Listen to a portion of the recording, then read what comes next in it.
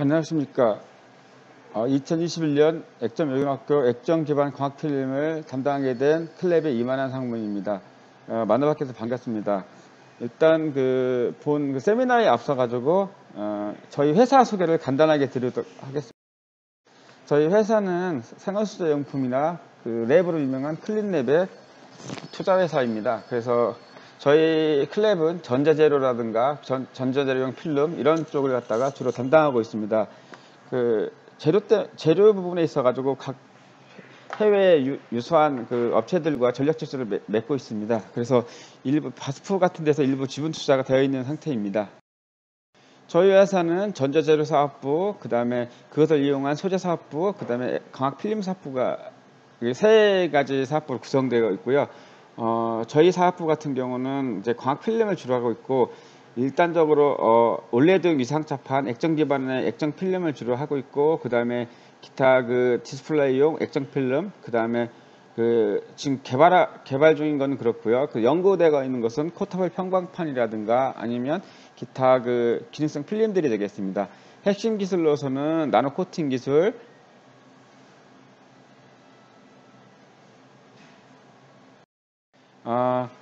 저희 회사는 2018년에 설립돼 있고 본사는 서울에 클린랩 빌딩에 있고 연구소는 안양, 수원에 있습니다. 그 다음에 필름 라인을 가지고 있는 저희는 충주에 공장이 좀 있습니다. 충주 공장은 이렇게 일반적인 코팅 라인에 1330의 코팅 라인에 저희가 광배양할 수 있고 액정 필름을 만들기 위해서 광배양할 수 있는 편광 장치들을 갖다가 설계해서 장착해 놓은 상태입니다. 코팅 헤드로는 마이크로그라비아와 슬롯다이를 갖다가 쓸 수 있고요. 안양 연구소에서는 A4 사이즈의 액정 필름을 만들 수 있는 장치들, 코터라든가 그 다음에 오븐들, 그 다음에 UV 경화 시스템 등이 있고요. 또 광배양 장치도 있습니다. 그 다음에 그거를 필름을 갖다가 만든 액정 필름을 갖다가 볼 수 있는 배양 상태를 볼 수 있는 편광현미경, 그 다음에 계측기들로 구성되어 있습니다. 그리고 액정 필름 같은 경우는 뭐 조액할 수도 있고 안 할 수도 있는데 저희 조액도 일부 하고 있습니다. 그래서 합성 조액실이라든가 이런 부분들도 구비해 놓고 있습니다.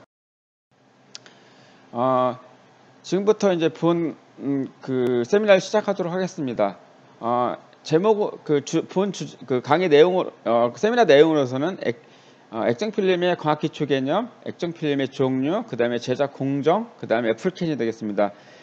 이 세미나의 주안점은 제작 공정 쪽입니다. 하지만 그래도 액정 필름의 기초 광학을 알아야 이런 제작 공정에서 어떤 물성 파라미터를 제어할 때 좀 필요한 부분들이 있기 때문에 그 부분만 저희가 여기 세미나에 넣었습니다. 근데 좀 다소 어려울 수 있지만 여기 계신 분이 제가 알기로 학교에 계신 분들이 많은 걸로 알고 있는데 아마도 논문이라든가 각각의 교과서, 액정광학이라는 결정광학 교과서를 보면은 쉽게 이거 어프로치가 가능하리라고 판단됩니다. 첫 번째는 액정 필름의 광학 기초 개념입니다. 그래서 거기에서 일단은 인덱스 LED를 살펴보면 빛은 진공중으로 전파되는 빛은 맥스웰 방정식에 의해서 이런 맥스웰 방정식의 해로서 디파인이 됩니다. 그때 이제 전기장 벡터하고 자기장 벡터가 하는데 일반적으로 전기장 벡터가 자기장 벡터보다 훨씬 더 세기 때문에 전기장 벡터만 고려하도록 하겠습니다. 그래서 이때 보면은 해가 EX, EY가로 나와 있는데 원래 3차원 공간에서 왜 EZ는 없느냐?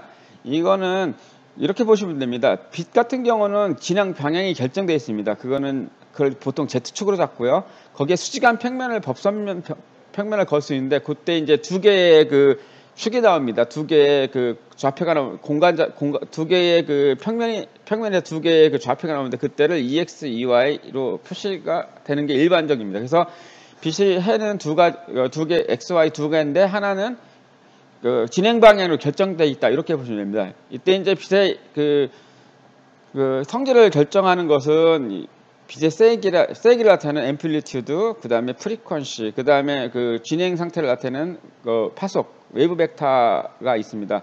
그리고 두 빛의 위상차가 있고요. 위상 혹은 위상차가 있고요. 이때 이제 이렇게 이제 요 해를 갖다가 그래프로 보면 이렇게 사인이나 코사인 형태로 나타나는데 그때 진폭 주기가 있는데 이거는 일반적으로 음파라든가 그 다음에 뭐 그 저기 줄의 진동이라든가 이거하고 비슷합니다. 그래서 요 이 세기는 요 앰플리튜드 진폭의 제곱에 비례하고 파장은 이 속도에 관련돼 있다. 여기서 특이한 점은 다른 음파라든가 다른 거에 특이한 점은 빛의 속도는 일정하다. 항상 일정하다는 거기 때문에 이 상수로 주어진다는 거가 그 좀 특이한 점입니다. 이제 스톡스 파라미터입니다. 스톡스 파라미터는 그 복잡한 아까 같이 그 막스웰 방정식의 해를 갖다가 가지고 그 빛의 상태를 분석할 때 수학적으로 보면 되게 그 좀 복잡한 부분인데 이걸 갖다가 도해를 해가지고 쉽게 우리가 그 빛의 편광 상태라든가 위상 상태를 볼 수 있는 도구이기 때문에 그걸 갖다 한번 보도록 하겠습니다. 일단 아까 앞전에서 본 것처럼 그 이 맥스웰 방정식 해는 이렇게 주어지고 그 다음에 이렇게 주어지고 요 두 개의 XY 성분을 갖다가 합쳐가지고 하면 이렇게 타원의 방정식으로 표현됩니다. 이 타원의 방정식은 이렇게 이거 어떤 축이 있는 이렇게 회전된 상태의 타원체가 되겠습니다. 이거를 이제 선형대수의 어떤 그런 그 수학을 갖다 도입하면은 아이겐밸류하고 아이겐벡터를 통해서 이렇게 주축을 갖다 잡아줘가지고 하나의 깔끔한 타원 방정식이 될 수 있습니다. 그때 AB 값으로 이제 어떤 빛의 상태를 기술할 수가 있습니다. 이렇게 된 거죠. 그래서 원래는 요 축에서 돌아간 만큼을 파이로 보고 이때 파이는 이런 식으로 기술이 되고요. 그다음에 요거 장축, 단축 이렇게 단축 이렇게 표현이 되고 있습니다. 그래서 AB 값에 따라 가지고 빛의 그 편광이라든가 위상 상태가 틀려지게 되는 것입니다. 스포츠 파라미터의 정의는 S0부터 S1, S2, S3까지 정의되는데 보통 S0는 빛의 세기를 나타냅니다. 그래서 보통 1로 자꾸 많이 하고 있고요. 그래서 S1, S2, S3가 중요합니다. 편광도 감마는 이렇게 S0분에 이렇게 정의가 되고요. 비편광된 빛의 경우 S1, S2, S3가 제곱이 0이 되는 거고 폴라리즈된 빛 같은 경우 이게 1이 됩니다. 이거는 이제 카이어가 푸사이는 이 포안카리 스페어라는 그 스톡스 파라미터를 갖다가 이제 그 표현하는 그 구가 포안카리 스페어인데 그때 이제 필요한 양들입니다. 그래서 카이어가 푸사이는 이렇게 그 빛의 그 세기라든가 어떤 그 위상차로 정의가 됩니다. 스톡스 파라미터의 정의는 이렇게 S0, S1, S2, S3로 정의인데 보통은 이 세 가지만 가지고 정의됩니다. S1은 빛의 세기를 나타나기 때문에 그렇습니다.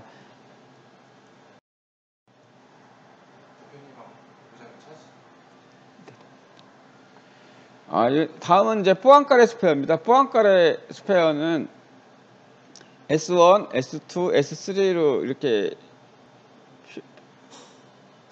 표현이 되는데 보통 이때 이제 이게 원평광 좌표, 선평광 좌표 이렇게 표현이 되는데 요때 이제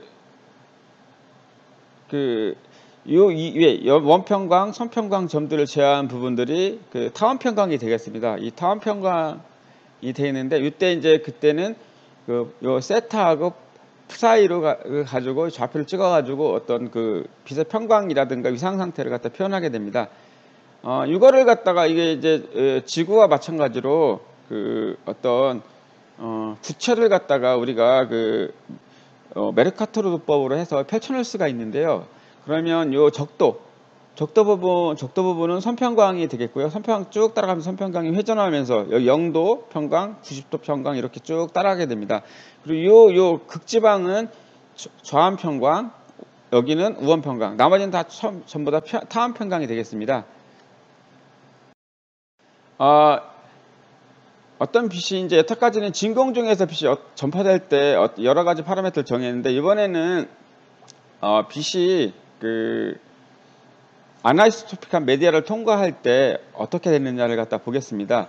그때 정의되는 게 디스플레이스먼트고 이 디스플레이스먼트는 진공 중에서 하는 전파되는 전기장과 그다음에 분급 폴라리제이션 텀을 갖다 합쳐가지고 쓸 수 있고요. 이거는 전체적으로 이렇게 쓰고 그다음에 요 입실론으로 이렇게 쓸 수 있습니다. 요 입실론은 일반적으로 행렬 혹은 텐서로 표시가 되는데 이거는 원래는 요 엘리멘트들이 다 있지만 보통은 선형 변환을 통하면 이렇게 주축만 남게 됩니다. 그래서 이렇게 할 수가 있습니다. 그래서 이렇게 쓸 수가 있고요. 그래서 이 특이한 점은 뭐냐면 얘들의 그 전기장, 자기장들의 그 어떤 그 방향입니다.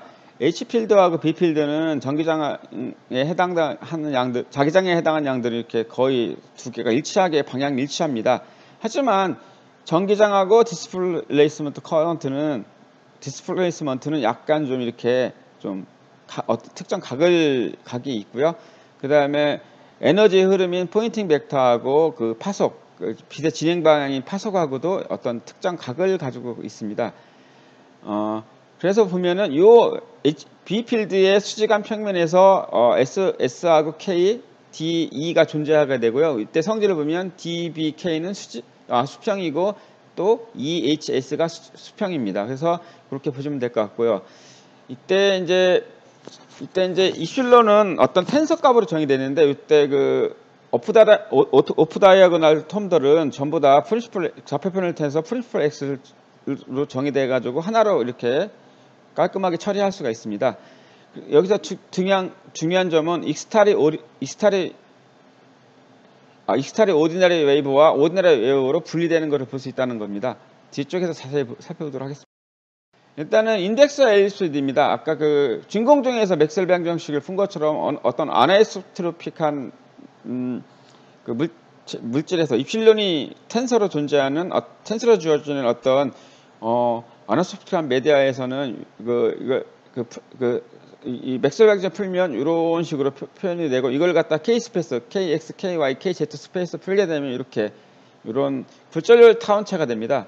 이게 굴절 타원체가 되고 하나는 타원이고 하나는 원이 되겠습니다. 그래서 보면은 이거를 갖다가 요 두 개가 만나는 지점, 이 지점을 갖다 광축, 옵틱 X로 정의하고 있습니다. 그래서 이거는 통상적으로 두 개고요.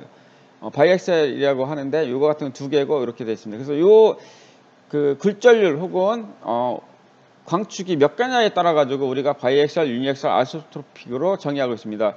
일반적으로 바이엑셀 재료 같은 경우는 NX, NY, NZ가 다 틀리고 프린시플 X가 그러니까 광축이 두 개가 있습니다. 우리 액정같이 볼 수 있는 액정 같은 유니엑셀 재료에서는 광축이 하나가 존재합니다. 그래서 이렇게 하나는 같고 이걸 보통 NO라고 정의하고 이거는 NE라고 정의하죠. 이렇게 두 개는 같고 그러니까 굴절률이 두 개가 있습니다. 그 다음에 아이소토픽은 물 같은 건데요. 이거는 하나가 있습니다. 하나. 굴절이 하나가 있는 거고 이걸 보면은 이렇게 바이엑시알, 유니엑시알, 아이소토픽을 갖다 이렇게 굴절률 타원체, 인덱스 엘립소이드로 표현할 수가 있습니다. 여기 요식을 갖다가 거기에 대입하게 되면 이렇게 두 개의 아이겐 모드가 나오겠는데요. 그 노멀 모드라고도 하고 아이겐 모드라고도 하는데 그때 이제 E 웨이브하고 O 웨이브가 결정이 되겠습니다. 그래서 O 웨이브에 대한 굴절은 이렇게 정의되고요. E 웨이브에 대한 것은 이렇게 어떤 각도를 가지고 가기 때문에 그에 따른 빛의 전파의 각도에 따라 가지고 어떤 굴절이 달라지게 됩니다. 그래서 봤을 때 여기서 뭐 보면은 이런 것들은 뭐 광학책 조그만 크리스탈 옵틱스라든가 어떤 액정 광학에 보면 많이 나올 테니까 참고하시면 될 것 같습니다. 그래서 봤을 때 광축의 기준으로 봤을 때 얘 같은 경우는 이렇게 하나의 원구와 하나의 타원이 존재하게 됩니다. 또 어떤 면에 잘라서 봤을 때는 이렇게 두 개가 원처럼 보이고요. 타원이 원래 한쪽 단면을 자르게 되면은 그 타원 말고 원인 공간이 있지 않습니까? 그렇게 생각하시면 됩니다. 그런데 이 두 노멀 모드, E 웨이브와 O 웨이브는 서로 그 선형결합으로 표현을 할 수가 있습니다. 그래서 이 두 개의 특징을 보면 두 개 뮤추얼리 오소고널합니다. 그래서 우리가 두 개를 갖다가 그 선형결합을 해가지고 그 빛의 상태를 표현할 수가 있습니다. 그래서 여기서 보면은 그래서 KO와 KE가 정의되고요. 그때 이제 하나는 슬로우 X, 그러니까 여기서는 이제 슬로우 X라는 것은 굴절률이 큰 축을 얘기하고요. 패스트 X는 굴절률이 작은 거. 요거는 여기서는 NE가 되겠고 슬로우 X가 NO가 되겠고 슬로우 X가 NE가 되겠고 슬로우 X가 NO가 되겠습니다. 여기서 중요한 것은 이거의 어떤 이방성 재료를 통과하는 어떤 물질은 그 O 웨이브와 E 웨이브의 그 선형 결합으로 쓸 수 있다는 게 가장 중요한 게 되겠습니다. 그래서 보면은 여기서 보면은 왜 그러면 E 웨이브하고 혹은 O 웨이브라고 처해 있는가? 그거는 간단합니다. 어떤 여기 공기라고 봤을 때 어떤 그 전자기파가 빛이 들어왔을 때 얘는 이제 이방성 물질 들어갈 때 익스트라 오디나리하고 오디나리로 이렇게 분리돼 가지고 이렇게 상이 두 개가 되게 되는데요. 그때 여기서 보면 우리가 두 개의 굴절과만 다른 두 개의 어떤 바운더리라면은 스네일 법칙을 만족하게 됩니다. 그런데 여기서는 스네일 법칙 두 개가 나오겠죠. 그러니까 그런 법칙이 그럼 하나 두 개가 나올 텐데 스네일 법칙을 만족하는 거가 오디나리 정상 굴절이라고 부르고요. 그래서 정장 굴절입니다. 오디나리 웨이브. 그다음에 스네일 법칙을 갖다가 만족하는데 어떤 방정식의 형태로 만족한다. 각도에 따라 좀 틀려진다. 그래가지고 이거는 갖다가 익스트라 오디나리 웨이브라고 부르고 있습니다. 그래서 이거를 갖다 계산하는 방법은 요 K 스페이스에서의 요런 어떤 굴절률 공간에서 이렇게 하면은 뭐 쉽게 우리가 구할 수가 있습니다. 이거는 전에도 말씀드렸듯이 그 액정광학 책이라든가 아니면 크리스토프 옵틱스 책에 보면 잘 나와 있기 때문에 그걸 참고하시면 될 것 같습니다. 이제 존스 매트릭스입니다. 아까 같이 해서 다 풀어도 되지만 정면에서 진행하는 빛은 그럴 필요가 없습니다. 쉽게 우리가 매트릭스나 아니면 벡터 표현 방법으로 쉽게 정면에서 오는 빛을 갖다가 빛의 양이라든가 투과 반사 이런 것들을 갖다가 쉽게 구할 수가 있습니다. 그래서 그걸 갖다가 존스 벡터 그다음에 존스 매트릭스라고 합니다. 빛에 갖다가 진행 방향을 갖다가 Z축으로 잡고 진동 방향을 XY축으로 잡았을 때 빛은 이렇게 표현이 되고요. 그래서 이 0이 있는 부분들은 있을 필요가 없기 때문에 하나를 떼게 되면 3차원에서 2차원으로 바뀌게 됩니다. 그래서 그러니까 빛이 직진하는 방향의 수직인 평면에서 XY 좌표면 기술하게 되면은 빛의 어떤 상태를 갖다가 정면에서의 투가 반사되는 빛을 갖다 기술할 수 있기 때문에 그거를 이용한 게 존스 매트릭스 혹은 존스 벡터가 되겠습니다. 임의의 존스 빛을 갖다가 존스 벡터로 표시되면은 이렇게 어떤 세기를 결정하는 앰플리튜드와 위상으로 상대 위상으로 이렇게 쓸 수가 있습니다. 일반적으로 이걸 패스트 X를 이쪽으로 X축으로 잡았을 때 이렇게 어떤 각도로 파이라는 각도로 놨을 때 이렇게 된 어떤 상태의 빛은 코사인 파이하고 사인 파이를 쓰고요. 그 다음에 선평광은 X축에만 있는 거고 X 선평광은 X축에만 있는 거고 성분이요. 요수가 Y 선평광은 Y축에만 있는 겁니다. 그 다음에 레프트 핸디드 좌한평광은 1하고 I가 있습니다. 그래서 위상이 이만큼 2분의 8만큼 차이가 난다는 뜻이고요. 라이트 핸디드도 마찬가지입니다. 하지만 요 Y축의 부호가 바뀝니다.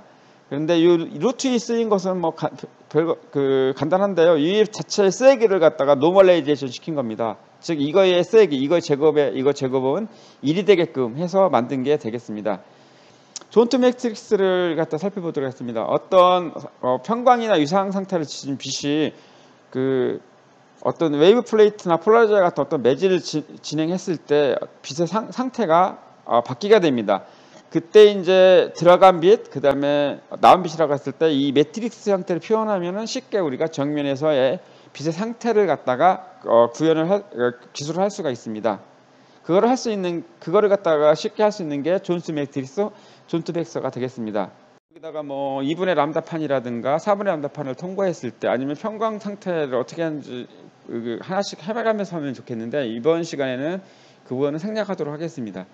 이따 뒷장에서는 다 간단한 거 우리가 필요한 거에 대해서 간단하게 하나는 해보겠습니다. 그러면 존스 매트릭스는 정면만 계산이 가능한데 측면에서의 시야각 특성을 어떻게 할 것이냐, 그거 사실은 그게 되게 중요한 요소 중에 하나인데 그거에 대한 게 나와 있습니다. 두 가지 방법 정도가 나와 있는데 하나는 2x2 익스텐디드 존스 매트릭스 법이라고 있고 하나는 4x4 베라멜 매트릭스라는 법이 있는데 존스 매트릭스, 익스텐디드 존스 매트릭스는 정기장만 고렸다면 보시면 되는 거고 베라멜 매트릭스 같은 경우는 자기장까지 같이 고려했다고 보시면 됩니다. 근데 일단 존스 매트리스는 요 논문이 원래 논문입니다. 요 찾아보시면 여기에 대해서 잘 나와 있습니다. 그리고 그다음에 액정광학책, 결정광학책에는 뭐 연습 문제 쪽에 많이 나오고 있는 것 같은데 그거는 좀 접근하기 어려우니까 액정광학책에 보면은 이렇게 잘 나와 있습니다. 그래서 뭐 원리는 간단합니다. 어떤 빛이 있다면 이렇게 아까 저 굴절 그 타원체에서 보여드렸듯이 두 개의 이상굴절과 그다음에 정상굴절로 분리해 나가면 이때 이제 나가는 빛을 이렇게 선형기압으로 쓸 수 있고 그다음에 이때 반사되는 부분 이렇게 쓸 수 있고 그래서 근데 굴절 타일체는 이렇게 아까는 어떤 임의의 어떤 잘 디파인된 축으로 됐는데 이번에 임의의 축 하기 때문에 이렇게 복잡하게 뭐 어떤 크리스탈 엑시스도 정의되고 그다음에 여러 가지 것들이 정의가 되는데 그 보면은 좀 복잡하지만 아마 어느 정도 이해 가능하려고 보는데 이 논문 할 때 보시면 잘 나와 있습니다. 베레만 매트리스는 이 파이라는 푸사의 Z 어떤 진행층을 Z라고 봤을 때 이걸 갖다 정의해서 전기장, 자기장을 이런 식으로 표현을 하고 거기에 대해서 이렇게 미분방정식, 1차 미분방정식으로 파동방정식을 그레이드를 낮출 수가 있습니다. 그래서 이걸 갖다 풀면은 또 이렇게 입사빛에 대해서 반사빛, 투과빛에 대해서 이렇게 계산할 수가 있습니다. 사실 이 방법은 조금 복잡하고요. 그래서 이 두 가지를 갖다가 쉽게 계산할 수 있게 만든 게 상용 시뮬레이터입니다. 이거는 우리나라에서 만든 상용 시뮬레이터인데요. 이렇게 사물 시뮬레이터를 이용해도 시야각이라든가 측면에서 시야각이라든가 시야각에서 빛의 특성, 편광 특성, 색 특성 뭐 이런 것들을 다 볼 수가 있습니다. 폴라라이저입니다. 폴라라이저는 일반적으로 위상차판하고 조금 틀리게 정의됩니다. 일단은 폴라라이저 타입은 투가형, 반사형 로 나눌 수 있고 일단은 폴라라이저 축은 두 개로 정의되어 있는데 투가축하고 흡수축으로 정의되어 있습니다. 일반적으로 광학에서는 투가축을 갖다가 기본적인 축으로 잡고 있고 편광판, 시트 타입 편광판에서 편광축 그러면 흡수축을 주로 잡고 있습니다. 그건 뭐 그때 때문에 산업상의 편리성에 의해 가지고 하는 거기 때문에 별 무리는 없으리라고 생각합니다. 반사형의 대표적인 폴라라이저는 와이어 그리드 폴라라이저입니다. 와이어로 있다는 나노미터, 수나노미터 간격으로 골을 파내면 한쪽 방향의 전기장은 통과하고 한쪽 방향의 전기장은 반사하는 어떤 그런 특성을 가지게 됩니다. 그걸 갖다가 가지고 쓰고 있고요. 실제로 고급 분광계라든가 또 어떤 광배양 노광장치 등에서 좀 쓰이고 있습니다. 또 하나는 반사계 대표적인 게 그램 테일러인데요. 이건 전통적으로 쓰는 방법인데 쿼츠 두 장을 갖다 이렇게 프리즘 형태로 붙이면 이 웨이브가 익스트라 오디너리 웨이브와 오디너리 웨이브가 이렇게 분리가 되게 됐습니다. 그래서 하나는 S 폴라라이저 O 웨이브, 하나는 P 폴라라이저 E 웨이브가 되겠습니다. 어떤 때는 E 레이 혹은 웨이브라고 부르고 어떤 때는 S 폴라라이저라고 부르고 어떤 때는 그렇게 부르는데 이거는 별거 아닙니다. SP로 나누는 것은 독일어입니다. 독일식으로 표현한 거고 E, O 이런 혹은 X, Y는 미국식입니다. 그렇게 아시면 되겠습니다.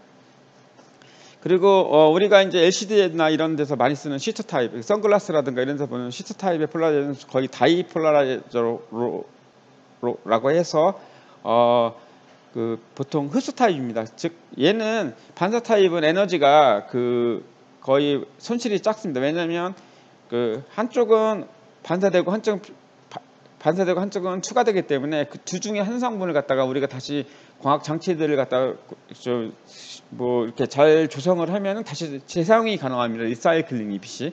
하지만 얘 같은 경우는 빛이 완전히 흡수되기 때문에 여기서 열도 발생하고 뭐 그렇습니다. 하여튼 근데 이게 만들기는 쉽죠. 그러니까 이방성을 가진 다이라든가 어떤 염료 그런 걸 갖다가 배양시키면 어떤 이색성이 보이게 되고 이색성에 의해 가지고 편광판이 되게 되는 겁니다. 편광판은 측정하는 데가 좀 심플하면서도 약간 좀 약간 좀 혼동이 되는 부분이 있습니다. 그래서 이번에는 그걸 갖다가 좀 다뤘는데요. 어떤 폴라라이저에 대한 물성을 측정하려면 완벽하게 편광도가 1인 폴라라이저가 있어야 됩니다. 그렇지 않으면 평강도가 떨어지는 폴라라이저를 가지고 측정했을 경우에는 약간의 어떤 오차가 발생하게 됩니다. 일반적으로 완벽하게 폴라라이제이션이 잘 된 평강도가 1회인 것은 거의 이제 이 그랜 테일러라든가 크리스탈 폴라라이저이기 때문에 이걸 갖다 쓰시면 될 것 같습니다. 그러니까 추가축을 이쪽으로 봤을 때 이쪽도 추가축이라 맞춰놓고 이렇게 재면 됩니다. 그래서 비평강 빛이 봤을 때 평강框을 맞고 두 번째 요 우리가 계측하는 요걸 갖다가 기준으로 해서 이거는 레퍼런스고 이건 샘플이라고 보시면 됩니다. 이렇게 해서 측정하면 되고요. 일단은 측정하실 때 그 평행 투과율과 단체 투과율, 그러니까 평행 투과율과 수직 투과율, 단체 투과율 이 세 가지로 일단 기본적인 걸 정의가 됩니다. 단체 투과율은 뭐냐면 요 시트 자체 투과율이 되겠습니다. 그래서 이거는 수직하고 수평에 대해서 평균된 거고요. 수평 투과율은 이걸 갖다가 제곱해서 2분의 1로 낸 겁니다. 그 다음에 직교 투과율은 이걸 갖다 곱한 겁니다. 그러니까 수직하고 수평하고를 갖다가 곱한 겁니다. 이렇게 보시면 되고요. 컨트라스트 레이쇼, 그러니까 그거는 요 수직 대 수평, 그러니까 그 어두운 것과 밝은 것의 비율을 나타내고요. 그 다음에 다이콜레이션은 흡수형 평광판에서만 디파인 되는 건데 우리가 이제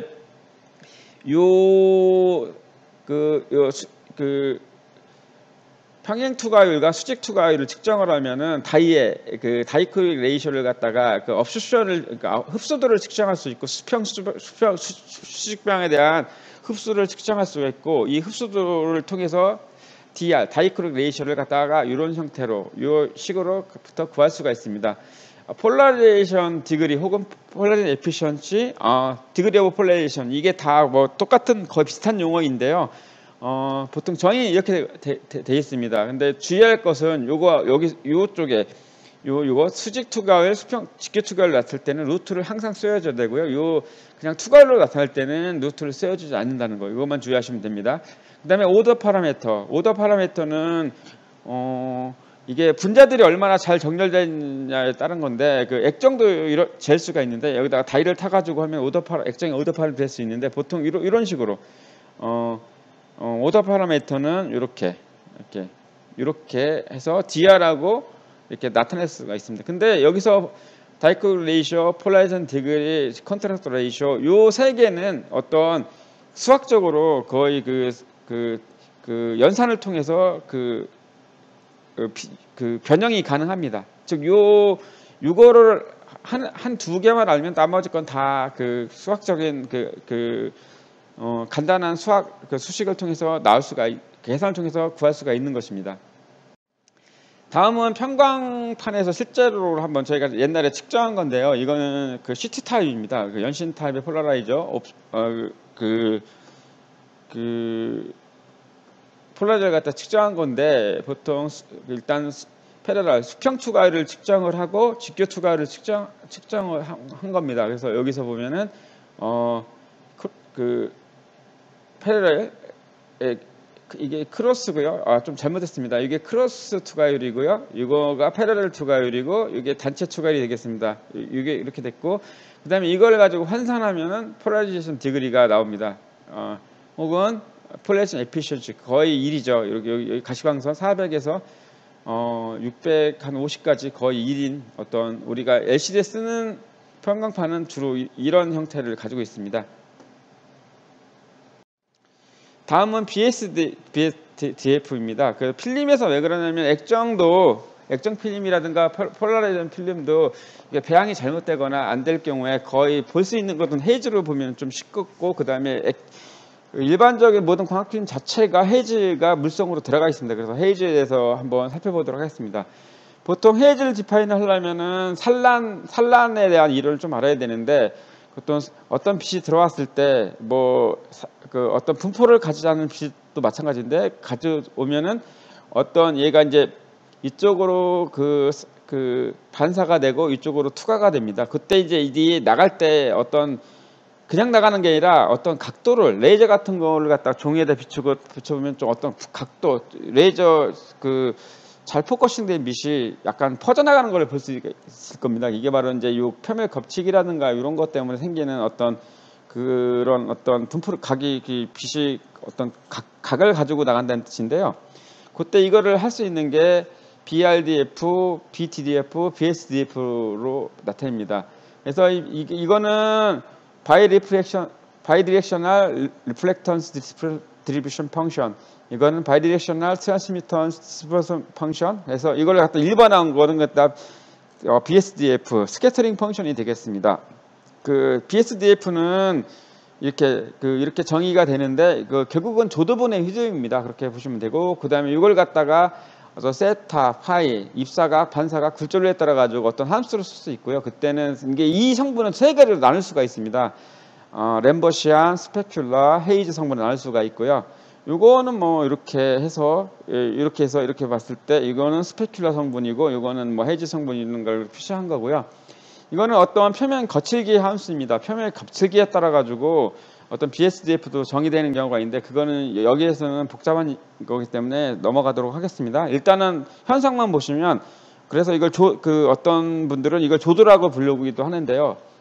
표면 거칠기입니다. 그래서 표면 거치가 작을 경우에는 이렇게 스페큘라 성분, 스네일 법칙을 만족한 스페큘라 성분만 보이고, 점점 조도가 조도가 좀 표면 거치기가 좀 이렇게 좀 변할 경우에 이렇게 완전하게 헤이즈만 나타나게 되겠습니다. 스페큘라 성분이 없어지는 거죠. 일반적으로 어떤 그 광학 재료에다가 어떤 상을 갖다가 보이게 되면은 세 가지 성분으로 나눌 수 있다고 했는데요. 그게 램버시안, 스페큘라, 헤이즈 성분입니다. 스페큘라 성분은 요거 스네일 법칙을 만족하는 아무것도 없는 뚜렷한, 그러니까 거울 반사라고 생각하시면 됩니다. 거울처럼 된 어떤 그런 거를 보신다고 생각하시면 되고, 그 다음에 헤이즈 성분은 그거에서 좀 약간 헤이즈한 것, 이렇게 좀 퍼지는 정도가 되겠고요. 이거는 램버시안은 백그라운드 노이즈가 되겠습니다. 기본적으로 끼어있는 백그라운드 노이즈라고 생각하시면 편할 겁니다. 그래서 스페큘라 성분은 이렇게 델타 펑션으로 정의되고요. 어떤 각에 대해서 바로 입사각과 반사각 같다는 어떤 그런 거에 의해서 델타 펑션을 지어주고, 헤이즈 성분은 어떤 아까 말한 어떤 BSDF 펑션으로 주어지는 경우가 많습니다. 그리고 램버시안은 그냥 어떤 상수, 백그라운드 노이즈이기 때문에 그렇습니다. 이걸 갖다가 총 각에 적분하면은 총 어떤 그 빛의 양이 되겠습니다. 여기서 정의되는 게 TIS라든가 뭐 리플렉탄스라든가 뭐 이런 것들은 제가 참고로 놨으니까 보시면 될 것 같습니다. 이제 헤이즈입니다. 이제 이걸 갖다 측정을 해야 됩니다. 어떻게 산란되는 걸 갖다 측정해야 되는데, 보통 그걸 헤이즈로 측정을 많이 하는데요. 복잡하기 때문에 그렇습니다. 보통 지금 보시면 헤이즈는 총 TIS, 총 스캐터링 된 빛의 양하고 헤이즈 양하고 이렇게 비로 하는데 퍼센트로 나타납니다. 그래서 입사빛의 총 입사하고 거기서 스페큘라 성분을 뺀 게 헤이즈가 되겠죠. 아까 세 성분을 분류할 수 있다고 그랬으니까 램버시안은 제외하고요. 그렇게 했을 때 이렇게 헤이즈로 표시됩니다. 그래서 보통 일반적으로 어떤 필름을 갖다 BSDF를 갖다 측정했을 때 이렇게 나눌 수가 있는데, 이 스페큘라 성분은 이렇게 어떤 특정 각의 범위 내에 좁게 들어오는 게 스페큘라 성분이고요. 그 다음에 일반적으로 델타 펑션으로 정의되는데, 그거는 사실 자연계에 존재하기가 어렵기 때문에, 그냥 어떤 측정하기가 어렵기 때문에 이렇게 약간의 각을 주게 되어 있습니다. 그래서 그 다음에 헤이즈 성분, 그 다음에 백그라운드 노이즈인 램버시안 성분.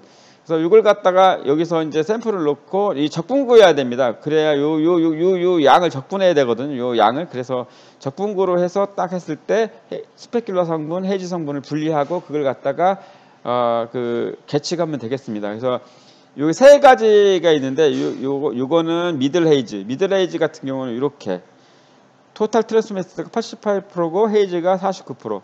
그 다음에 로 헤이즈 3번 같은 경우가 노 헤이즈인데요. 이거 같은 경우는 토탈 트랜스미턴스가 89%인데 헤이즈가 26%. 그러니까 스페큘라 성분이 상당히 높다는 얘기죠. 이쪽에 빛이 다 이쪽에 가운데 뭉쳐 있다는 뜻입니다. 요거하고 두 개, 빨간 거하고 파란 것만 비교하시면 될 것 같습니다. 그래서 이 시야각 분포는 아까 스페큘라 성분을 측정하기가 어떤 델타 펑션을 측정하기가 어렵기 때문에, 모든 디텍터는 어떤 이미 각으로 들어오는 빛을 갖다 측정하기 때문에 보통 산업계에서는 2.5도를 갖다 기준으로 하고 있습니다. 그 다음에 칼라입니다. 이게 보통 액정 필름이라든가 어떤 뭐 액정 필름이 아닌 다른 필름도 마찬가지인데 어떤 코팅을 잘못해놓으면 색깔이 띄게 됩니다. 그 색깔 일부러 색깔 띄는 경우도 있고요. 뭐 그 원하지 않는 색깔이 뜰 수가 있고요. 그렇게 돼 있는데 그걸 갖다 색을 갖다가 또 나중에 측정하기 때문에 색을 갖다가 색이론에 대해서 간단히 살펴보도록 하겠습니다. 색은 그 감산 혼합이 있고 가산 혼합인데 이건 뭐냐면 색을 섞는다는 겁니다. 색의 삼연석이 있고 그 다음에 그걸 갖다 섞어가지고 우리가 다양하게 컬러를 갖다가 표현할 수가 있는데요. 가산 혼합은 비세 혼합입니다. 그러니까 올레드라든가 아니면 LCD 같은 디스플레이에서는 가산 혼합을 하고 있고요. 이때의 특징은 채도가 낮아지나 명도가 높아진다. 밝기가 올라간다는 뜻이죠. 감산 혼합은 프린터기 생각하시면 됩니다. 색이라든가 염색 같은 데서 많이 쓰는 거고요.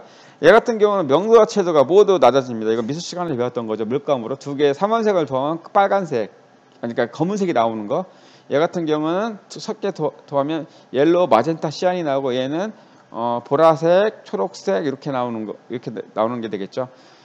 이제 이걸 갖다가 빛에 이제 이걸 갖다 수치화해야 됩니다. RGB 이런 걸 갖다 그냥 이렇게 채도가 뭐 낮고 명도가 높다 이거 가지고는 안 되고요. 그걸 갖다가 수식화, 색도라든가 이런 것들을 수식하는 것들이 상당히 많이 발전해 있습니다. 그걸 갖다 간단히 뭐 아시는 분도 계시겠지만 보통 삼자극치 이론을 씁니다. 그래서 우리 눈은 일반적으로 반응하는 파장대가 다 틀립니다. 그래서 눈에 대한 X, Y, Z에 대한 감흥에 대한 펑션이 있습니다.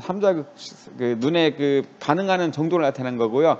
이거는 책이라든가 어떤 인터넷 같은 데 가면 잘 나와 있습니다. 이걸 보시면 참고하시면 될 것 같고, 여기에다가 우리가 이제 스펙트럼, 어떤 물체를 놓고 빛을 쏘면 스펙트럼을 측정하게 되면 파장에 따라 가지고 스펙트럼 인센티를 측정할 수 있습니다. 그래서 이걸 갖다 두 개를 곱해서 적분하면 라지 X, 라지 Y, 라지 Z가 나오고, 이걸 갖다 CI, XY 좌표로 표시할 수 있습니다. 이걸 갖다가 XY 돼서 노멀라이제이션 시킨 게 스몰 X, 우리가 측정하는 스몰 Y가 되겠습니다. 이거는 뭐 요새는 색도계에서 이게 다 표현되기 때문에 굳이 계산할 건 없고요. 이런 원리가 있다고 생각하시면 됩니다. 그래서 XY 컬러 스페이스가 있는데 이거는 1931이라고 주로 부르는데 이렇게 되어 있습니다. 그래서 이게 우리가 많은 색좌표 X 얼마, 스몰 X 얼마, 라지 X, 라지 Y, 스몰 Y 얼마 이렇게 하는 거고요. 이게 1931이 단점이 있습니다. 이게 어떤 색 공간에 대해서 리니어하지가 않습니다. 색이 조금만 변했는데도 얘는 어떤 영역에서는 크게 변하고, 특히 이쪽 영역이 되겠죠.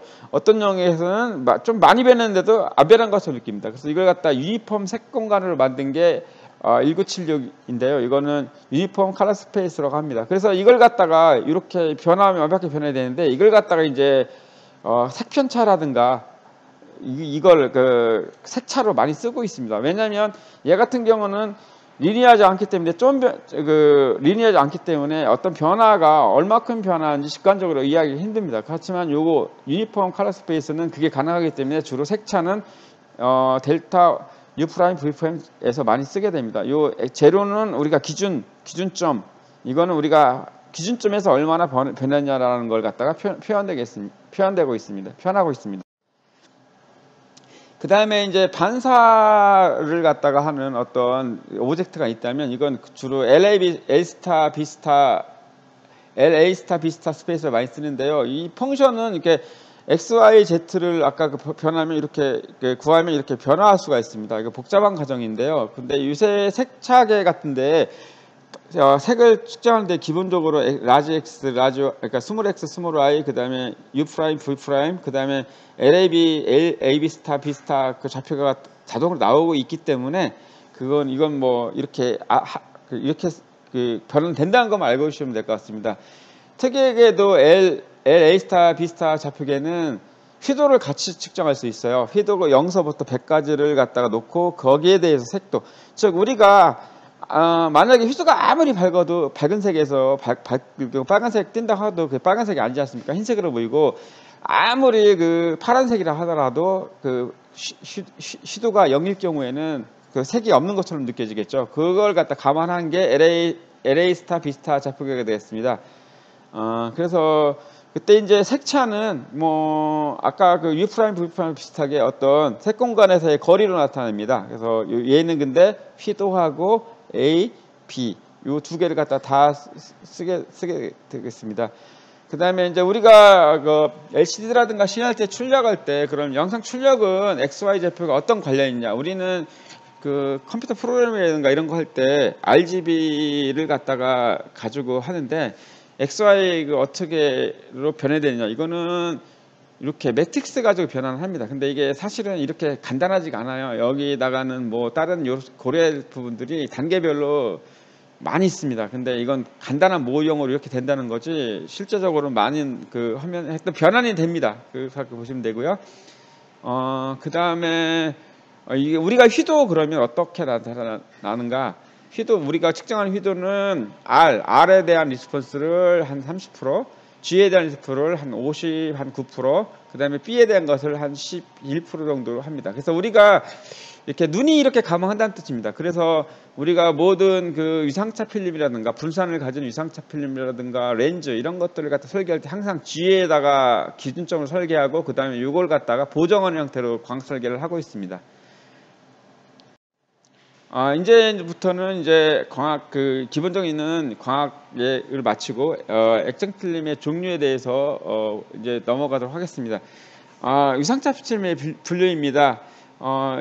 그 처음에 인덱스 엘리도에서 일단은 굴절률이 같으면 아이소트로픽, 틀리면 바이액시알, 그 다음에 두 개면 유니액시알이라고 했는데 이때 이제 그 각각의 그 굴절 그 R0, RTH, NZ, RTH 이런 것도 이렇게 정의됩니다. 근데 요새는 또 분산도를 정의하고 있어요. 알파, 베타. 알파는 단파장 분산도, 베타는 장파장 분산도가 되겠습니다. 그래서 보면은 얘 같은 경우 보면은 지금 이쪽은 네마틱, 로드 타입의 액정을 나타내는 거고요. 이쪽은 디스코틱 뉴, 그 다음에 여기는 바이엑셀이 되겠습니다. 좀 이따 하나씩 보고요. 네거티브, 포지티브하고 네거티브하고 정의가 되는데 얘는 요거 NE 빼기 NO가 얘는 플러스라는 뜻이고 즉 막대기처럼 생겼다는 얘기고 얘 같은 경우는 NE 빼기 NO가 네거티브 마이너스라는 얘기입니다. 즉 동전처럼 생겼다고 보시면 됩니다. 일반적으로 우리가 지금 액정 기반 필름을 하기 때문에 일단은 연신 타입의 필름은 가능하면 그 배제하도록 하겠습니다. 이런 일반적으로 LCS는 액정을 이렇게 된다면 여기다가 이 아크릴 그룹, 엔드 그룹을 달아가지고 이렇게 네트워킹 시키는 게 액정 필름을 하는 액정 폴리머 혹은 RM, 리액티브 메시지 재료가 되겠습니다. 그 구조는 그 센트럴 코어, 얘는 딱딱한 거고, 그 다음에 스페이서, 그 다음에 광경화, 폴리머리제이션 할 수 있는 엔드 그룹으로 구성되어 있습니다. 그래서 이렇게 해서 포트 이니셜 그냥도 경화가 네트워킹 되어 있지만 더 공정시간 단축을 위해서 이렇게 포트 이니셜을 넣는 경우가 많습니다. 대부분 그렇게 사용하고 있고요. 일단은 경화시키기 전에 배양을 시키고 그 다음에 어떤 UV를 쪼이면 특정 파장에 여기 반응하는 UV를 쪼이면 이렇게 네트워킹 돼서 필름화가 되는 겁니다. 쉽게 말해서 이쪽은 배양시키는 상태에서 이가 필름화 되기 전에는 찐득찐득한 상태가 돼가지고 손에 묻어나고 막 배양 파괴되고 그런데 얘 같은 경우 네트워킹 이렇게 포트폴리머리제이션 시켜버리면 완전히 필름이 돼가지고 이렇게 만져도 그냥 지문 정도 묻는 수준이 되고 배양 파괴 그런 거는 없습니다. 일단은 액정 크게 이제 디스코틱 액정하고 로드라이크 두 개를 분리되는데 그거에 대해서 한번 뭐 다른 나누는 방식이 여러 가지가 있는데 일단은 많이 쓰는 방식부터 한정적으로 보겠습니다. 로드라이크는 일단 우리가 쓰는 LCD 쓰는 잘 아시는 것처럼 그 액정입니다. 액정에다가 필름할 수 있게끔 그 화학적으로 좀 처리한 거고요. 그 다음에 디스코틱은 이렇게 동전처럼 생겼다고 보시면 됩니다. 얘 같은 경우는 NZ를 이렇게 위로 봤을 때 NE가 더 크고 NO가 작고 그래서 델타에는 NE 빼기 NO가 돼서 내가 포지티브가 되는 거고요. 그래서 이렇게 K 스페이스 그 위상 공간에서 봤을 때는 이렇게 되겠습니다. 여기가 광축이 되는 거고요. 그 다음에 디스코틱 액정 같은 경우는 NE 값이 더 큽니다.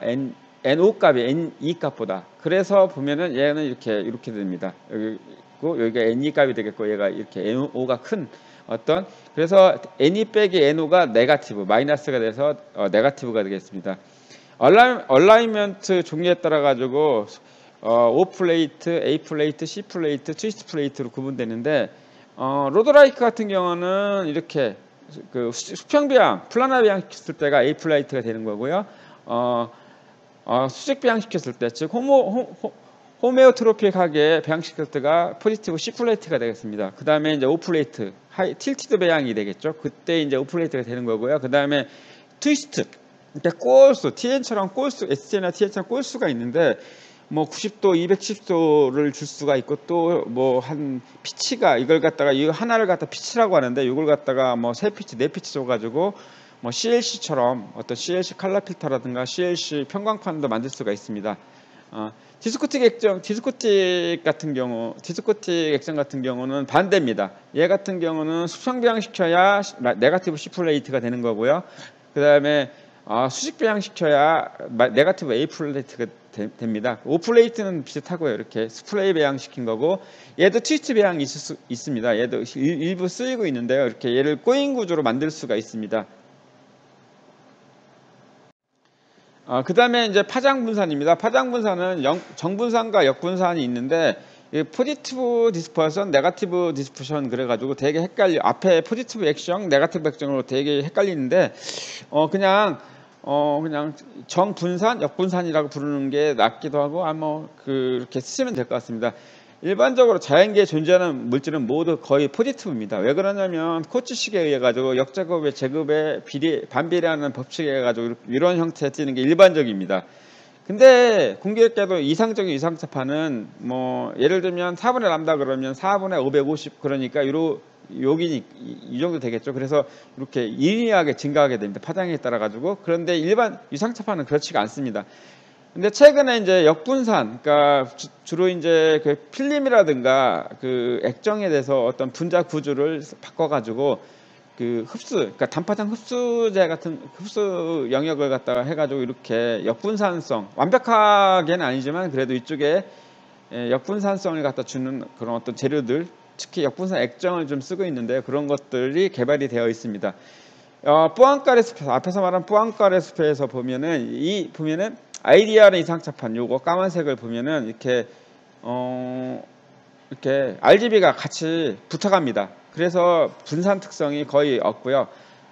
그 다음에 포지티브 같은 경우는 이렇게 RGB가 분리돼서 갑니다. 그래서 이제 색깔을 띠게 된 겁니다. 특히 파란색 쪽을 많이 떼가지고 그린에다가 설계할 경우에 파란색이 많이 띠게 됩니다.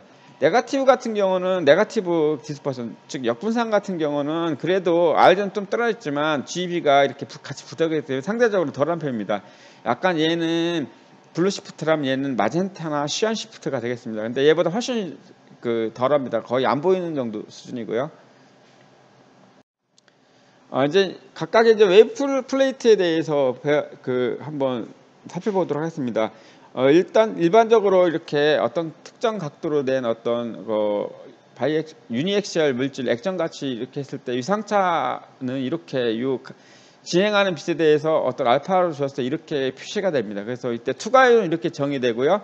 그 다음에 A, B 값에 의해 가지고 이 투과율이라든가 리타데이션이 정의됩니다. 이걸 갖다가 플롯 해보면 3000이라든가 이렇게 되면 이렇게 나오고요.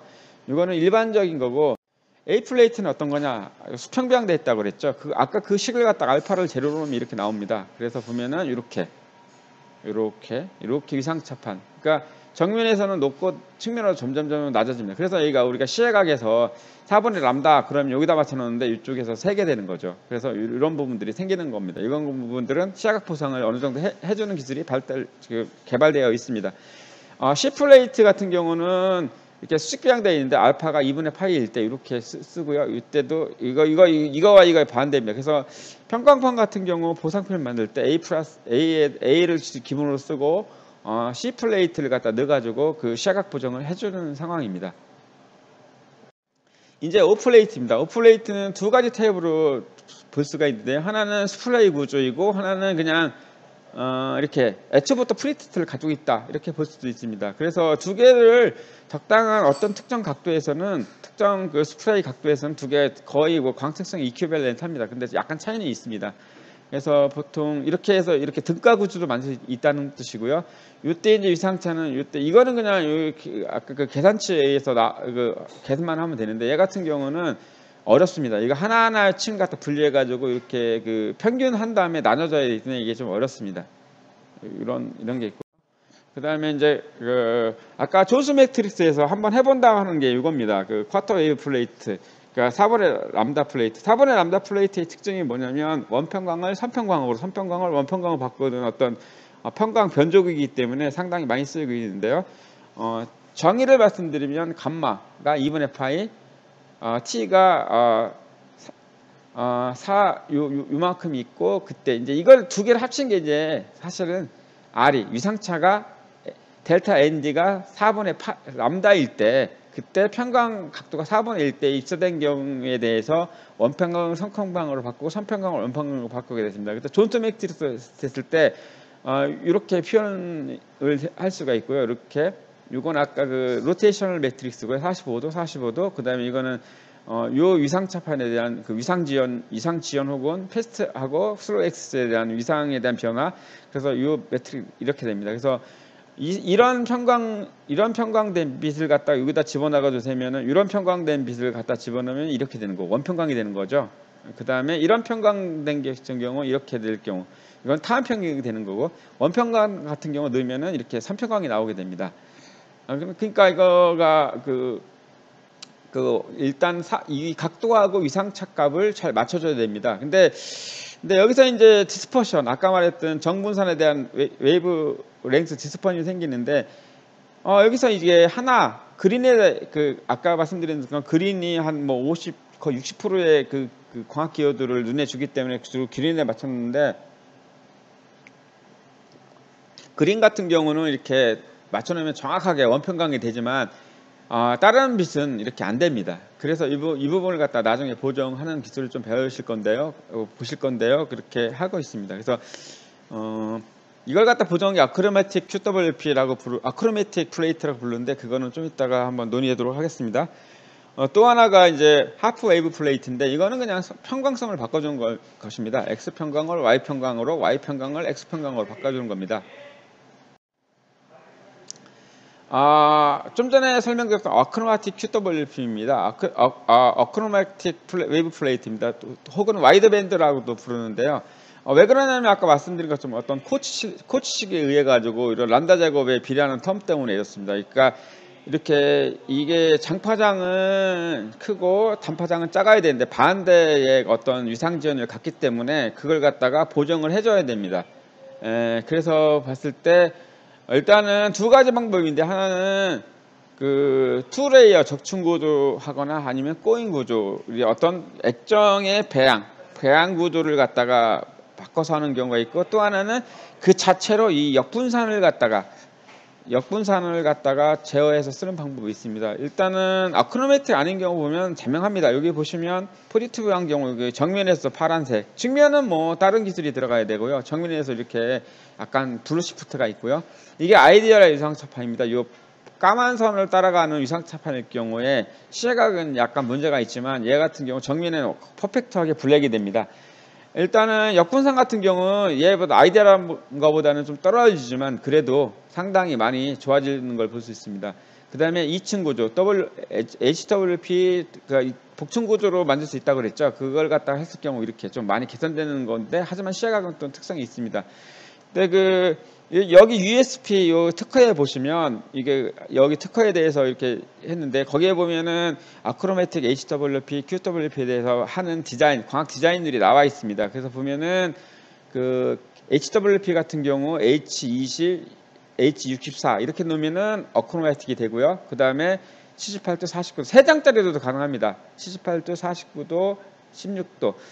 근데 3장은 좀 이게 참 문제가 있는 게 뭐냐면, 이게 각도 맞추기가 되게 힘듭니다. 2장까지는 어느 정도 오차가 좀 작은데 3장 가게 되면 오차가 계속 증가하기 누적되기 때문에 가능하면 3장짜리 안 만들고, 저 같은 경우 2장짜리를 많이 만들고 있습니다. 그래서 일반적으로 요거 HW, QW 구조 그러면 요겁니다. 15도, 75도 구조. H 75도, Q 75도. 뭐 3장짜리도 만들 수 있어요. 뭐 그거는 뭐 이렇게 이 특허를 보시면 잘 나와 있습니다. 그 다음에 아까 여기 시야각 정면에서 아무리 역분산을 써가지고 좋다 하더라도 이 시야각이 좀 문제가 있습니다. 그래서 보면은 이게 RQWP 리버스 QWP인데 역분산으로 된, 그래서 이게 측면 그 세타 50도 파이 40도에서 뽀안가를 궤적을 보면은 여기 안가 이거 살짝 벗어납니다. 그것 때문에 이런 현상들이 나타나는 건데요. 여기다가 간단합니다. C 플레이트를 대면 됩니다. C 플레이트 대면은 그 정확히 위상차를 보상할 수 있기 때문에 이게 보면은 포항가에서 보면은 궤적을 보면 얘가 이렇게 가면서 C 플레이트마다 이쪽으로 밀어냅니다. 이쪽으로 그 S3 쪽으로 계속 밀어냅니다. 가면서. 그래서 이렇게 많이 개선이 될 수가 있습니다. 이거는 최적화는 시켜줘야 되는데 완벽하게는 안 되지만 그래도 많이 완화는 시킬 수 있습니다. 그래서 보통 고급 그 디스플레이 디바이스에는 기본적으로 C 플레이트를 장착하는 제품이 많이 개발되고 있습니다. 이제는 그 웨이브 플레이트라든가 액정 필름에 대한 종류라든가 이런 부분들을 마치고 제작 공법에 대해서 말씀드리도록 하겠습니다. 제작 공법은 일단 제작 개요는 뭐냐면 기판, 배양 처리, RMLC 코팅, 그 다음에 필름화, 검사, 그 다음에 전사 이렇게 되겠고요. 배양에는 러빙 방법이 있고 광배양 방법이 있고 그루브 방법이 있고 여러 가지가, 그 다음에 요새는 뭐 특수한 배양 같은 경우는 배양과 제어 첨가제 넣기도 합니다. 이렇게 하고 있고, 그 다음에 일단 광배양 프로세스를 보면은 이게 필름에서는 왜냐하면 그 러빙할 경우 러빙 스크래치가 많이 생깁니다. 그래가지고 광배양을 많이 쓰는데 배양막을 깔고 드라이 액정을 솔벤트를 날려주고 그 다음에 편광 유분을 조사해서 쓰고 있습니다. 기본적으로 그 다음에 RM 코팅 공정입니다. 이건 배양 공정이라고 보시면 되고요. 그 다음에 여기다가 또 이 위에다가 RM을 갖다가 올리고 다시 코팅을 하고 다시 드라이 하면서, 드라이는 뭐냐면 우리가 액정 공정에서 말하는 에이징 개념입니다. 근데 여기는 드라이 개념, 솔벤트를 날려주면서 열을 처해가지고 액정의 배양 상태를 안정화시키는 그런 구조고요. 그때 UV를 쪼여가지고 필름화 시킵니다. 이때 특징은 얘하고 틀린 점은 얘는 비평강 유브를 쓰고 어떤 액정은 산소가 없어, 옥시데이션을 안 시켜주기 위해서 산소가 없는 질소 상태를 유지하기도 합니다. 그래서 이제 배양 현미경을 가지고 액정 셋업가 비슷해요. 배양됐을 경우에는 이렇게 잘 광축이 형성이 되고, 그 다음에 부분 배양됐을 경우는 이렇게 슈럴한 텍스처라기보다도 이상한 텍스처를 보이고, 그 다음에 비배양될 때는 완벽하게 스레드 텍스처가 보입니다. 그래서 부분 배양과 비배양하고의 차이 가르는 기준은 그냥 편광배양을 돌렸을 때 위상이 변하는 걸 보면서 완벽하게 스레드 텍스처 나왔냐 그러면 완벽하게 비배양이고요. 좀이라도 이게 광축이 있는 것 같다 그럼 부분 배양으로 평가하고 있습니다. 그 다음에 액정 코팅의 조액하고 그 다음에 액정 물성 필름의 물성 제어인데요. 이 부분이 상당히 어떤 면에서는 중요할 수가 있습니다. 근데 요새 같은 경우는 웬만한 액정은 다 배양이 잘 되고 그렇기 때문에 그 다음서부터는 이제 열적으로 얼마나 견디냐, 어떤 코팅 이너피니티가 얼마나 잘 나오느냐가 더 중요할 수가 있습니다.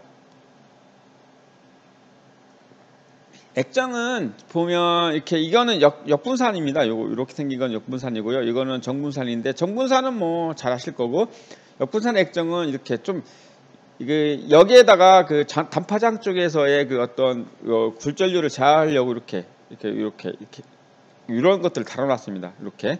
그래서 이거를 H 구조라고 부르고, 이거는 T 구조라고 부르고, 또 I 구조도 있고 X 구조도 있습니다.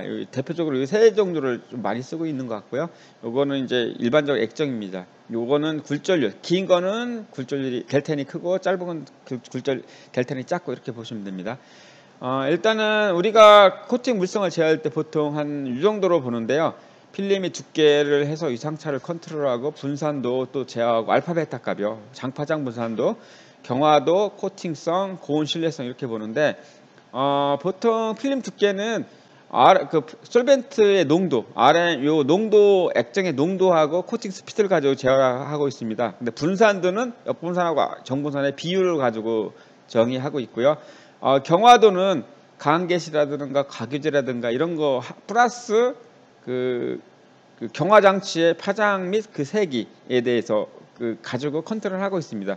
코팅 얼룩이 발생할 경우가 있는데 이때는 레벨링제가 있습니다. 그걸 넣어가지고 하고 있고요. 고온 신뢰성을 확보하기 위해서는 여러 가지 기술을 씁니다. 광기시에도 바꾸고 가교제에도 쓰고 여러 가지가 있는데 이것도 뭐 공정적으로도 이렇게 하고 있고요. 이거는 좀 여러 가지 기술이 들어갑니다. 고온 신뢰성 확보하기 위해서. 또 하나가 또 요새 이슈가 되는데 내광성인데 장기간 UV를 맞으면 얘가 액정 필름이 변하게 되는데 이때 이제 UV 차단제를 쓰기도 하고 요거 가규제라든가 광기시를 추출하기도 합니다.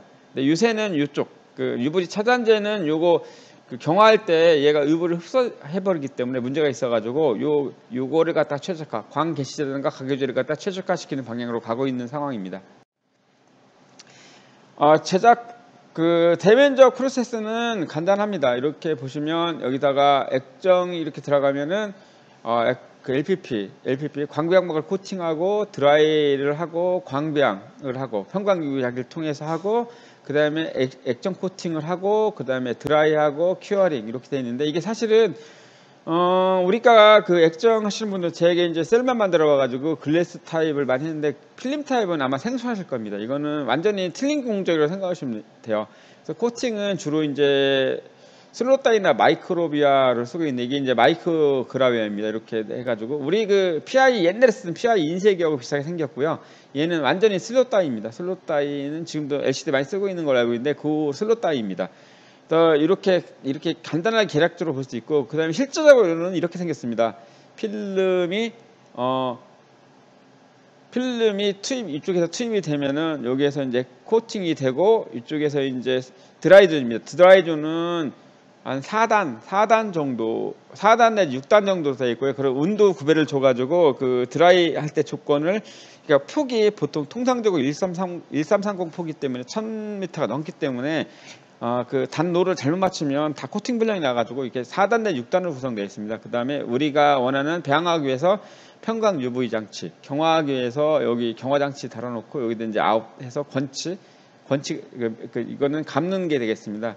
보통 여기서부터까지 토탈 패스는 한 100m 정도 되고요. 100m 이상 되는 것도 많이 있습니다. 100m 정도 되고 그래서 보통 한번 실험하려면 최소 1330 폭의 필름이 한 500m는 필요합니다. 글래스는 한 10장 정도, 조그만 거 10장 정도면 되겠지만 얘는 상당히 한번 실험할 때마다 돈이 비용이 많이 드는 어떤 그런 구조라고 생각하시면 됩니다. 하나씩 이제 공정을 보겠습니다. 배양 공정은 뭐 잘 아시는 것처럼 기본적으로 러빙을 통해서 액정 분자를 광축을 갖도록 하는 어떤 일정한 방향으로 정렬시키는 공정이 되겠습니다. 비배양된 거는 이렇게 실론 텍스처가 나오고요. 배양됐을 경우는 이렇게 일정한 광축을 가는 깨끗한 어떤 필름이 얻어지게 됩니다.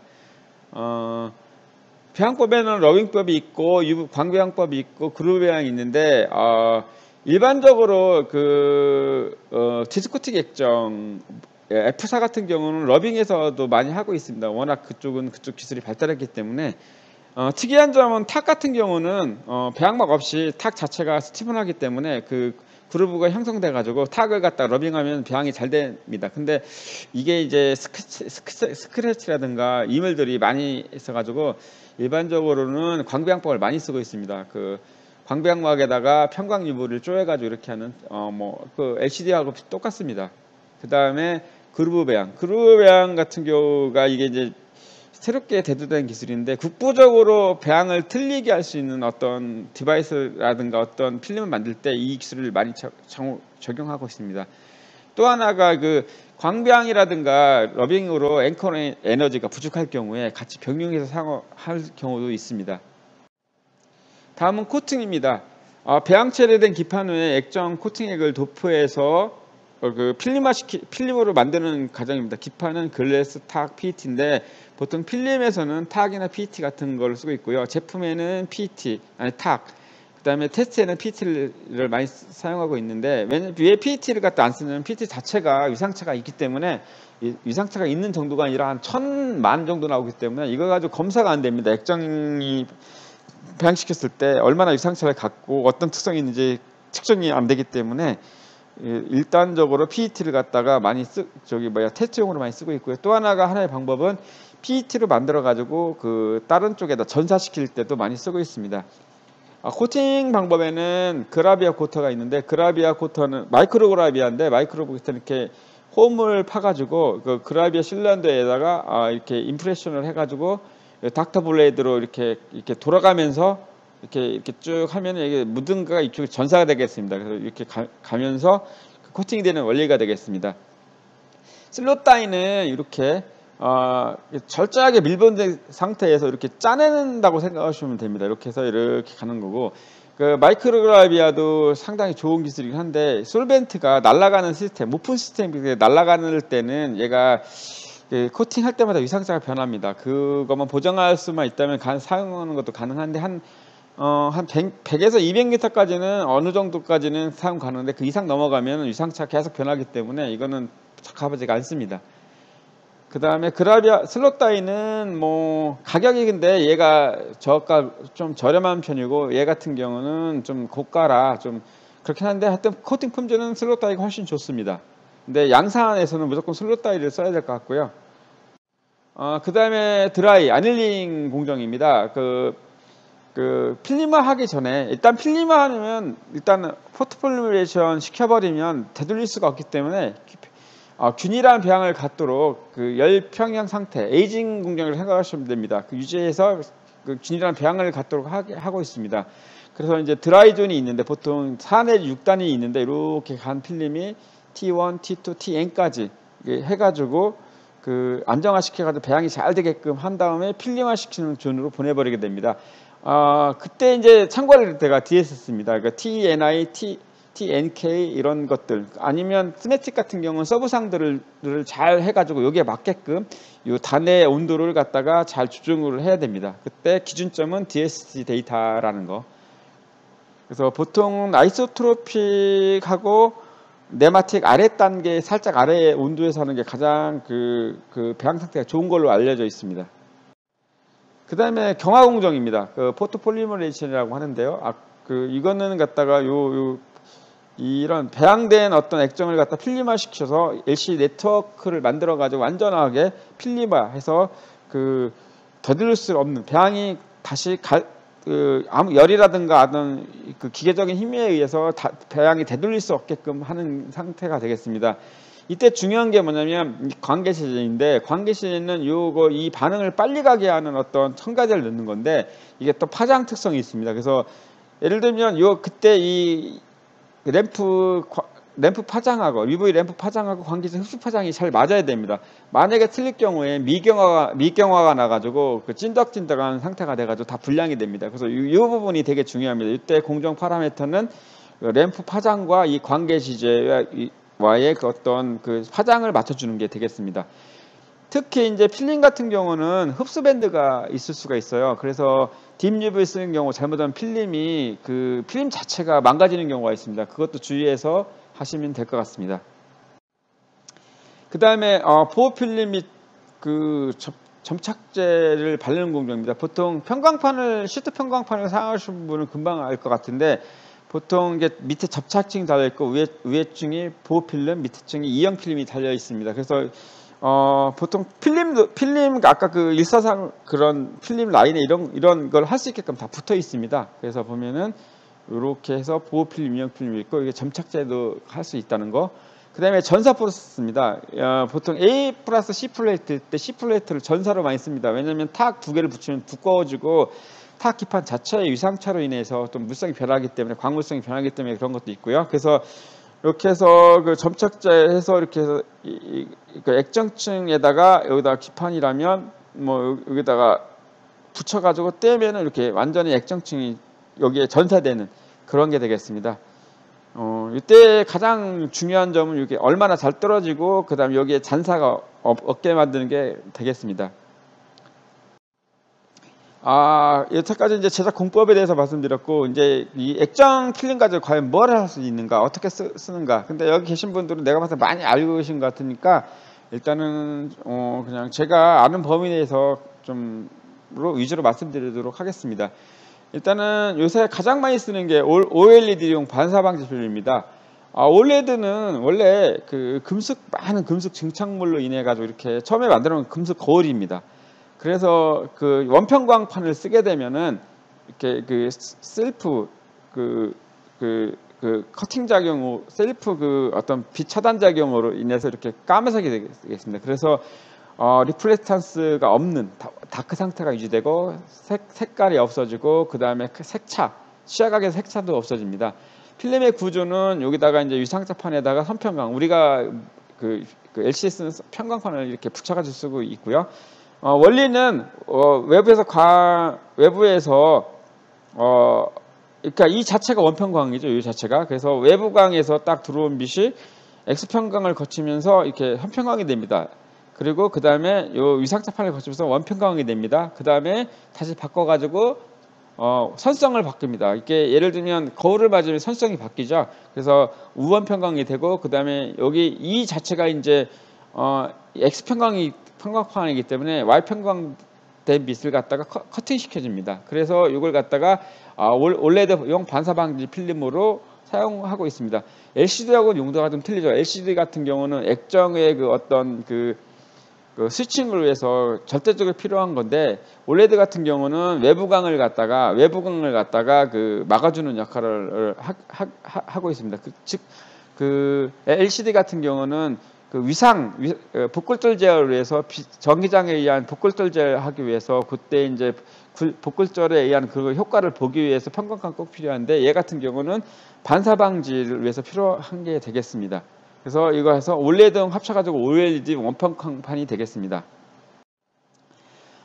일단은 지금 사용하고 있는 게 여러 가지가 있어요. OLED TV 모델 틀리고, 폴더블 틀리고, 모바일 틀리고, 막 이렇습니다. 그래서 대충 보면은 일단은, 알파, 베타 값이 중요합니다. 알파 값, 정분산도, 이게 이제 해놓은 건데요. 네, 알파 단파장 분산도, 장파장 분산도 이렇게, 이게 일반적인 정분산이고요. IDR한 경우 이렇게 돼 있고, 이 사이에서 만들고 있습니다. 그래서, 정분산 필름 같은 경우는 이렇게 파란색이 띄가지고 정면에 그래서 이쪽에서 이렇게 분리돼가지고 이쪽 원평광 쪽에서 약간 색깔이 띈다는 거. 역분산은 그래도 띄긴 하지만 덜하다는 거. 근데 C 플레이트를 쓰게 되면 이렇게 완벽하게 정면 플러스 측면에서 좀 빛샘이 없어진다는 거죠. 하지만 여기다가 여기 정분산에다가 C 플레이트 쓰면 이 시야각이 좀 좋지가 않습니다. 예. 그래서 그 다음에 또 이제 모바일용으로 이거 두 개는 이제 TV용으로 많이 쓰고 있고요. 요건 모바일용으로 쓰고 있는데 모바일용은 HW, QWP 구조를 쓰고 있는데 이거 같은 경우는 두 장을 겹쳐가지고 정면에서도 좋고 측면에서도 좋은 어떤 그런 특성이 있습니다. 그때 이렇게 보면은 뽀안가르 스프레드로 보면은 얘를 이렇게 HW에 돌린 다음에 얘가 이제 이렇게 올라가는 그렇게 되겠습니다. COP 같은 경우는 이제 TV 저가 모델에 많이 쓰려고 지금 생각하고 있고요. 그 다음에 역분사는 TV 고가 모델 혹은 이렇게 모바일용 C플랫와 같이 쓰는 그런 걸 하고 있습니다. 그래서 보면 뽀안가르에서 보면은 이런 특성이 각각의 특성이 되겠습니다. 시뮬레이터 가지고 계신 분은 이렇게 데이터 입력해서 뽀안가르 해보면 금방 알 수 있습니다. 그 다음에 이제 두 번째 애플리케이션은 패턴드 리타더입니다. 그래서 우리가 이거 광배양을 이용하면 이렇게 패턴드 리타더를 쉽게 만들 수 있고요. QWP이지만 배양방을 틀게 가지고 4번의 람다 하나는 마이너스 4번의 람다를 만들 수가 있습니다. 이거를 갖다가 패턴드 리타더 가지고 뭘 할 수 있느냐? 일단은 평광 안경식 3D 디스플레이를 만들 수가 있는 건 기본이고요. 이거 옛날에 좀 했다가 요새는 좀 많이 유행이 시들어졌는데 그래서 저항평광, 우항평을 분리하고 안경을 가지고 하는 기본적인 원리가 되겠습니다. 이거는 다 아실 거고요. 근데 이걸 가지고 요새도 쓰고 있습니다. 어디다 쓰고 있냐면 첫 번째는 검안기입니다. 검안기를 가지고 요새는 이런 검안기는 이렇게 스테레오 3D 검안기라고 얘기하는데 양안식이라고 부르거든요. 그러니까 저안과 우안의 빛을 갖다가 분리할 수 있다는 뜻입니다. 그 이미지를. 그래가지고 이렇게 프로프터 자동 검안 장치 디스플레이 차트로 구성이 되어 있는데 차트는 회사마다 다 틀립니다. 예를 들면 칼자지 틀리고 어디 틀리고 다 틀립니다. 그 회사마다 틀리고 거기에 따라 가지고 검언사들이 그걸 갖다 검언할 때 각각의 시표들이 다 있습니다. 이렇게 되면은 좋은 점이 뭐냐면 기본적으로 우리 신체 검사할 때 이렇게 좀 이렇게 한쪽을 가리고 있는데 그런 게 필요 없이 단을 뜨기 때문에 단을 뜨고 양안시 검사, 생명, 색약, 그 다음에 각각의 스테레오 검사를 다 할 수 있습니다. 그래서 유럽에는 많이 쓰이고 있습니다. 그래서 지금 이런 쪽으로 그 패턴 데이터가 쓰이고 있고요. 그 다음에 3D 디스플레이 자체를 이용한 모니터 자체를 이용하는 3D 서저리입니다. 3D 수술인데 이 복강경 수술을 할 때 카메라를 2대만 넣으면 저한 영상, 우한 영상을 갖다가 분리해서 쓸 수 있습니다. 그러면은 얘가 의사들이 이렇게 편광 안경을 쓰고 봐가면서 그런 쉽게 수술을 할 수 있습니다. 왜 근데 이걸 쓰느냐? 만약에 그 1D로 쓰게 되면은 그 거리감, 인장감이 없어가지고 거리감이 없어가지고 술에 대한 그 신뢰도도 많이 떨어지고 이거 수련할 때도 오래 걸린답니다. 그래서 양안식으로 이게 3D 모니터 쓰게 되면 수련의 정확성도 올라가고 그 수련할 때도 빠른 시간 안에 이렇게 수술할 수 있는 그런 요거 때문에 이건 3D 수술에서 이런 옛날 3D 모니터를 갖다 3D 디스플레이를 쓰고 있습니다. 이때 패턴 리타더가 패시브 방식의 패턴 리타더가 쓰이고 있습니다. 그 다음에 이제 코타브 폴라라이저입니다. 기존의 폴라라이저는 이거 피부에다가 유호들 넣어가지고 그렇게 연신시켜가지고 배양시키는 기술인데 그러다 보니까 얘가 이제 두 가지 약점이 있습니다. 두꺼워진다든가 또 하나가 신뢰성이 좀 많이 떨어집니다. 그래서 폴더블 같은 경우 특히 이게 잘 부러지거든요. 그래서 얇게 못 만들고 잘 부러지기 때문에 좀 문제가 있습니다. 그래도 이거 극복하는 기술이 나와있긴 하지만 그래도 문제가 있습니다. 그래서 이걸 갖다가 코팅 타입의 폴라라이저를 하고 있습니다. 기반은 뭐냐면 이 리액티브 메스젠 RM 액정에다가 다이를 타가지고 코팅해서 만드는 건데 얘의 장점은 뭐냐면 이렇게 폴더블이 잘 부러지지 않는 것이고요. 얇게 만들 수 있다는 거, 소프트하고 얇게 만들 수 있다는 장점이 있습니다. 기본적으로 액정 필름하고 비슷하고요. 그 다음에 여기다가 다이를 넣는다는 거죠. 이색성 음료를 넣어가지고 붙이면 배양시킬 때, 그러니까 액정 자체는 다이 자체는 배양성이 거의 없습니다. 그래가지고 액정을 갖다가 넣어가지고 액정을 배양시킨 다음에 그 다음에 이렇게 다이를 배양시켜가지고 필름화 시키는 그런 걸 하고 있습니다. 이거는 그래서 이제 폴라라이징 에피션시는 그러니까 편광도 이 정도 나오고요. 단체 투과율 이 정도 나오고 있습니다. 기타 애플리케이션으로는 시야각 보상 필름, 디스코틱 액정을 써도 되고 네마틱 액정을 써도 되고요. 그 다음에 무안경, 스위처 무안경 3D 액정 렌즈를 만드는 렌티큘러 액정 렌즈를 만들어 가지고 수칭할 수 있는 스위처 무안경 3D도 가능하고, 그 다음에 리퀴드 크리스탈 렌즈가 되겠습니다. 그래서 그 액정을 갖다가 초점을 갖다 조정하는 것도 지금 열심히 연구하는 걸로 알고 있습니다. 그 다음에 제가 알기로 CLC 칼라 필터라든가 CLC 원평광자라든가 이런 것들이 많이 할 수 있는데 다양하게 응용이 가능하다고 봅니다. 그래서 여기 수강하시는 분들은 아이디어만 있으시면 얼마든지 이걸 기반으로 해서 여러 가지 광학 필름이라든가 디바이스를 만들 수 있다고 좀 생각하고 있습니다. 이상으로 마치도록 하겠습니다. 만약에 질문사항이 있으시면 나중에 제 이메일로 좀 연락하시면 제가 부족하지만 알고 있는 범위 내에서 말씀드리도록 하겠습니다. 경청해 주셔서 감사합니다. 이상으로 마치도록 하겠습니다. 감사합니다.